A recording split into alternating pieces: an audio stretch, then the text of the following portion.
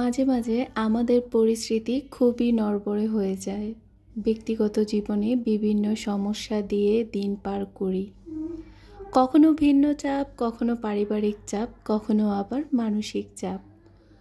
তবুও কেউ যখন আমাদেরকে জিজ্ঞাসা করে কি অবস্থা, উত্তরে আমরা বলি আলহামদুলিল্লাহ, সব সময় ভালো আছি। এটা বলাটাই উত্তম। কেননা আজ আপনার খারাপ সময় যাচ্ছে, আর এই খারাপ সময়টা শুনে কেউ কি আপনার পাশে এসে দাঁড়াবে? কখনোই না। আপনার খারাপ সময়টা আপনার নিজেকেই কাটিয়ে উঠতে হবে। তাই কারোর সাথে এই খারাপ বিষয়গুলো শেয়ার না করে আলহামদুলিল্লাহ বলে ভালো আছি বলে বুঝতে দেবেন। এতে করে আপনার নিজের জন্যই ভালো হবে। আসসালামু আলাইকুম, আমি আইরিন বলছি, Bangladeshi blogger Irin daily lifestyle blog থেকে। কাছে এবং দূরে, দেশ এবং দেশের বাইরে যে যেখান থেকে আমার আজকের ভিডিওটি দেখছেন, আশা করছি আপনারা সকলেই আল্লাহর রহমতে অনেক অনেক ভালো আছেন। আমরা আলহামদুলিল্লাহ ভালো আছি। তো আজকে ভিডিও শুরুতেই দেখতে পাচ্ছেন এখানে আমি আর আমার শাশুড়ি কিন্তু হাঁস পরিষ্কার করতে বসে পড়েছি। এখানে একটা হচ্ছে চীনা হাঁস, অনেক বড়, ক্যামেরায় হয়তো ওইরকম বড় বোঝা যাচ্ছে না, আর দুইটা হচ্ছে পাতি হাঁস। তো দেখা যায় যে আমরা যারা শহরের বাড়ি থেকে আসি তারা কিন্তু গ্রাম থেকে যাওয়ার সময় এরকম হাঁস, দেশি মুরগি এগুলো কিনে নিয়ে যায়। আবার দেখা যায় যে বাড়িতে আসলেও খাওয়া হয় কম বেশি। তো যেহেতু ঢাকায় যাওয়ার সময় হয়ে যাচ্ছে, তাই মা বলছিল কিছু হাঁস কিনে নিয়ে যাবে। আর আমার হাজব্যান্ডের যেহেতু নিজের কোনো ভাই বোন নেই, ওনার চাচাতো ভাই বোন আছেন। তো একজন ভাই এসেছেন মালয়েশিয়া থেকে, উনি আবার আয়ান আয়মানকে প্রচুর ভালোবাসেন। তো যখন বিদেশ থেকে গ্রামের বাড়িতে এসেছিল, ফোন দিয়ে বারবার বলছিল যে আমরা কখন বাড়িতে যাব, কখন বাড়িতে যাব। আর এখন যখন আমাদের আবার যাওয়ার সময় হয়েছে, উনিও বারবার বলছে যে উনিও চলে যাবে আর থাকবে না, কেননা আয়ান আয়মান না থাকলে নাকি এই বাড়িতে ওনার কাছেও ভালো লাগে না। তো উনিও কিন্তু অলরেডি টিকিট কেটে ফেলেছে, উনিও আবার চলে যাবে মালয়েশিয়ায়। তো যেহেতু উনিও চলে যাবে আর আমরাও চলে যাচ্ছি, তাই ভাবলাম যে একটা দিন ওনাকে একটু রান্নাবান্না করে খাওয়াই। আমিও যেহেতু চলে যাব, আমারও যাওয়ার সময় হয়েছে। তো এখানে একদম তাজা একটা হাঁস রান্না করব আজকে। আর দেখা যায় যে ফ্রিজের খাবারই বেশি খাওয়া হয়। ফ্রিজে রেখে খাওয়া আর হচ্ছে ফ্রেশ খাওয়ার মধ্যে অনেকটা তফাৎ আছে। তো আজকে আমি হাঁসটা রান্না করে নিচ্ছি একদম নর্মাল ওয়েতে, আমার মতো করে। আমি যেভাবে সবসময় রান্না করি। আমি সবসময় দেখা যায় যে তরকারিতে গরম পানিটাই ব্যবহার করি, তবে যদি কখনো তাড়াহুড়ো হয়ে যায় নর্মাল তরকারিতে মাঝে মধ্যে একটু ঠান্ডা পানি ব্যবহার করি। কিন্তু হাঁস কিংবা গরুর মাংস রান্না করার সময় কিংবা কক মুরগি এগুলো রান্না করার সময় আমি কখনোই ঠান্ডা পানি ব্যবহার করি না, সবসময় গরম পানি দেওয়ার চেষ্টা করি। এতে করে আমার কাছে মনে হয় যেন তরকারিটা অনেক বেশি ভালো হয় আর কি। এমনিতেও গরম পানি দিলে আমার কাছে মনে হয় তরকারির টেস্ট একটু ভালো আসে। তো তার জন্য সবসময় চেষ্টা করি তরকারিতে গরম পানি দেওয়ার জন্য। তো এই তো এখানে আমি পুরো একটা হাঁস আলু দিয়ে রান্না করে নিয়েছি। বাসার সবাই দেখা যায় যে মাংসের থেকেও আলুটা বেশি পছন্দ করে হাঁসের সাথে। মাঝে মধ্যে দেখা যায় যে ভুনা করা হয়, তবে বেশি অংশ আমাদের বাসায় যেহেতু দেশি হাঁসের অনেকটা তেল বের হয়, যার জন্য আলু দিলে খেতে ভালো লাগে। তো তার জন্য আর কি এখানে দিয়ে নিয়েছি। তো ভালো করে আমি কিন্তু কষিয়ে নিয়েছি। কিছুটা অফ ক্যামেরায় করছি, কিছুটা অন ক্যামেরায় করছি, এই আর কি। তো দেখা যায় যে ঠান্ডা আমাকে ছাড়ছে না, এই দেখছি একটু ভালো হচ্ছে, আবার দেখা যায় যে এই আবারও ফিরে আসছে, যার জন্য ভয়েস দিতে একটু প্রবলেম হচ্ছে। তাই আমি বারবার আমার কথা হয়তো থামিয়ে দিচ্ছি, যার জন্য আপনাদের কাছে একটু বিরক্ত লাগতে পারে। যাই হোক, ভিডিও শুরুতে আপনাদের সবাইকে আমি অনুরোধ করতে চাচ্ছি, প্লিজ যারা যারা আমার ভিডিওটি দেখা শুরু করেছেন অবশ্যই আমার ভিডিওতে একটি লাইক দিয়ে দেবেন, কেননা আপনাদের একটি লাইকের কারণে কিন্তু আমার ভিডিওটা আরও অনেকের কাছে পৌঁছে যেতে সাহায্য করবে। এতে করে আমি অনেক বেশি উপকৃত হব। আর কাজটি যদি অলরেডি আপনারা করে থাকেন, আপনাদের সকলকে জানাই অসংখ্য ধন্যবাদ। তো এই বেগুনগুলো নিয়ে কিন্তু অনেকটাই ঘটনা আছে বলা যায়। এগুলো কিন্তু ঢাকা থেকে গ্রামে এসেছে। আমার ঢাকায় যে বেগুন গাছ আছে ওখানে বেগুন ধরেছে, সেটা আমি আপনাদের সাথে ভিডিওতে শেয়ার করেছিলাম। তো যেহেতু বেশ কিছুদিন ঢাকার বাসায় কেউ থাকবে না আর গাছেও তেমন একটা পানি দেওয়া হবে না, তো বেগুনগুলো দেখা যায় যে নষ্ট হয়ে যাবে। তো নষ্ট হয়ে যাওয়ার চাইতে যদি খেতে পারি তাহলে তো অনেক ভালো, যেহেতু কষ্ট করে গাছগুলো লাগিয়েছি। যত্ন ছাড়া তো আর কোনো কিছু হয় না, তো যত্ন করার পর কিন্তু এই বেগুনগুলো ধরেছে। আর এখন যদি খেতে না পারি তাহলে খারাপ লাগবে। তো আয়না বাবা যখন এসেছেন তখন ওনাকে বলেছিলাম নিয়ে আসতে, আর উনি কিন্তু ঠিক এই কাজটাই করেছে, নিয়ে এসেছে। তো এই অল্প কয়টা বেগুন দিয়ে আমি কী বা করতে পারি, তো তার জন্য ভাবলাম যেগুলো দিয়ে ভর্তা করব। তো ভর্তা করার জন্য আমি যেটা করছিলাম সেটা হচ্ছে এখানে আমি ভালো করে বেগুনগুলোতে লবণ, হলুদ আর একটু মরিচের গুঁড়া মাখিয়ে তারপর এগুলোকে ভেজে নেব। অনেকে হয়তো মনে করতে পারেন যে আমার চুলাটা একটু নোংরা। আমার চুলা নোংরা না, এটার মধ্যে মরিচা ধরে পড়েছে। যেহেতু আমি গ্রামের বাড়িতে থাকি না, দেখা যায় যে 3 মাস 4 মাস পরে আসি, তো আসার পর পরিষ্কার করলে একটু পরিষ্কার থাকে, তারপর আবার ধুলাবালি পড়ে এটাতে ঝং পড়ে যায়। তো এবার ভাবছি যে চুলাটা চেঞ্জ করব, যেহেতু বাড়িতে এসে আমি সবসময় গ্যাসেই রান্না করি। তো এক চুলায় রান্না করতে করতে আমার অনেকটা দেরি হয়ে যায়, তাই ভাবলাম যে একটা 2 চুলা লাগিয়ে নেব নর্মাল। খুব বেশি ভালো কিংবা দামি কিছুই এখন গ্রামে রাখতে চাচ্ছি না, যেহেতু আমার থাকা পড়ে না খুব একটা।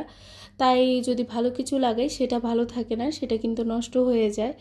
আসলে যত্নের কাছেই সব কিছু ভালো থাকে। তো আপনি যদি সেটাকে রোজ পরিষ্কার করতে পারেন, সুন্দর রাখতে পারেন, তাহলে ওটা ভালো থাকবে। আর যত দামি জিনিস, মূল্যবান জিনিসই হোক না কেন, অযত্ন করলে সেটা কিন্তু খুব দ্রুতই নষ্ট হয়ে যাবে। তো যেহেতু আমি গ্রামের বাড়িতে থাকি না, তাই খুব দামি কিছু আমি এখানে রাখতে চাচ্ছি না।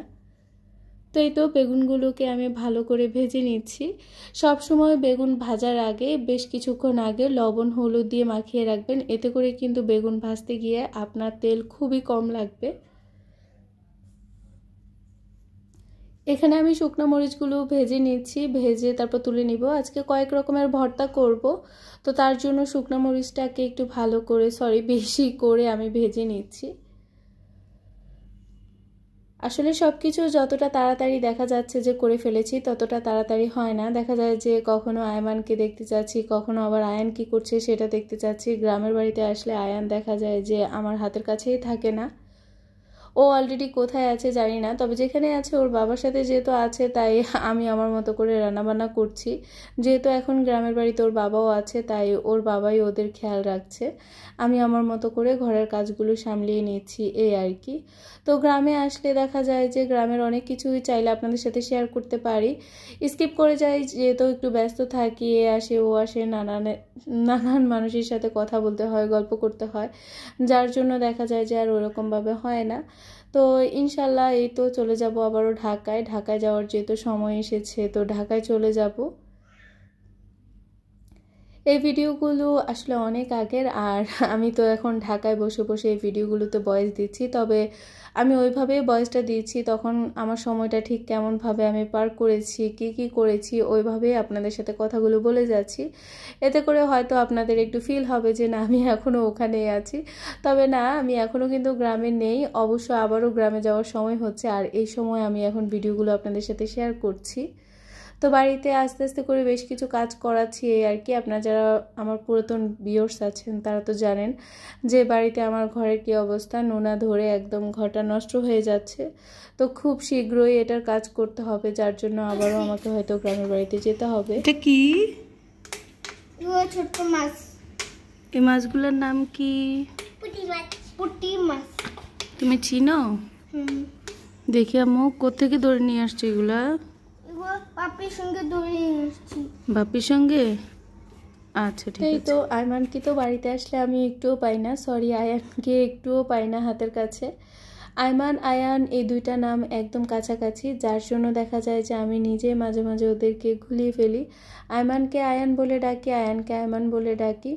তো আমি আবার নিজেই মাঝে মাঝে চিন্তা করি আমার এখনই অবস্থা, যখন আমার বয়স হয়ে যাবে তখন যে আমি কি করব নিজেই জানি না।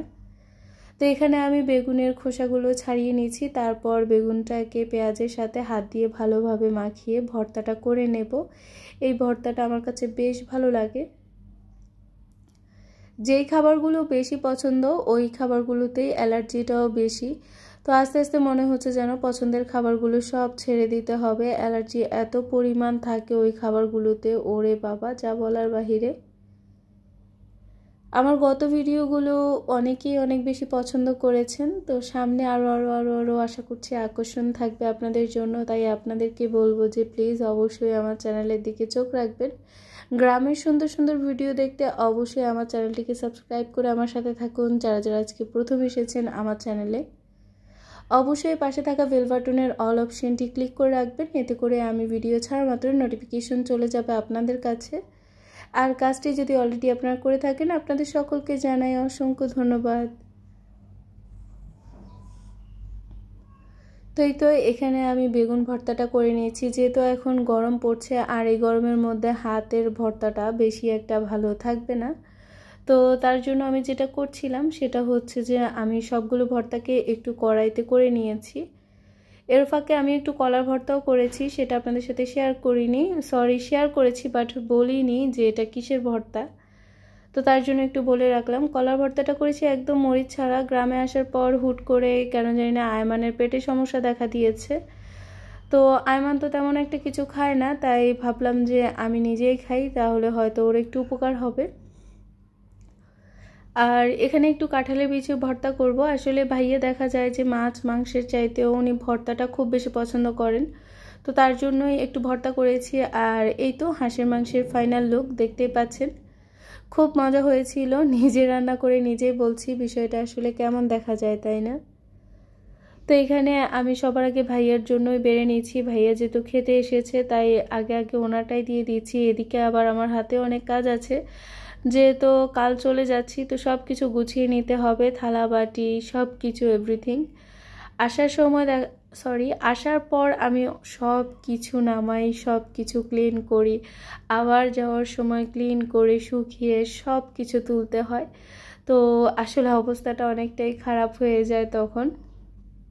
আবার যখন ঢাকার বাসায় ফিরে যাই, আস্তে আস্তে বেশ কিছুদিন ঢাকার বাসায় গিয়ে ঢাকার বাসাটাকে ক্লিন করে সব কিছু পরিষ্কার করে গোছানোর পর মনে হয় যেন একটু নীরব হতে পারি। এছাড়া আর তেমনভাবে হওয়া যায় না। গ্রামে আসলে এখানে যাও ওখানে যাও, এর বাড়িতে দাওয়াত খাও ওর বাড়িতে দাওয়াত খাও, এগুলো করতে করতে আরও বেশি হয়রান হয়ে যায়। তো আমি নর্মাল ওয়েতে এখানে ভাইয়ার জন্য খাবারগুলো রেখেছি, বেগুন ভর্তা, কাঁঠালি বিচির ভর্তা, কলার ভর্তা, আর সাথে হাঁসের মাংস। এত কিছু দিয়ে ভাইয়া খাবেও না জানি আমি, তাও আমি আমার মতো করে করেছি। আমার জন্য অল্প একটু, কিন্তু ওনার জন্য অনেক কিছু। উনি নিজেই বলেন যে ভাবি বিদেশে গেলে আমি মাংস খেতে পারবো কিন্তু ভর্তা খেতে পারবো না, যেহেতু ওখানে আমার শিলপাটা নেই। তো এই তো ছিল আমার আজকের আয়োজন, দেবরের জন্য করেছি। আর আজকের মতো এখানেই বিদায় নিচ্ছি। আপনারা সকলেই ভালো থাকুন, সুস্থ থাকুন। আল্লাহ হাফেজ, আসসালামু আলাইকুম।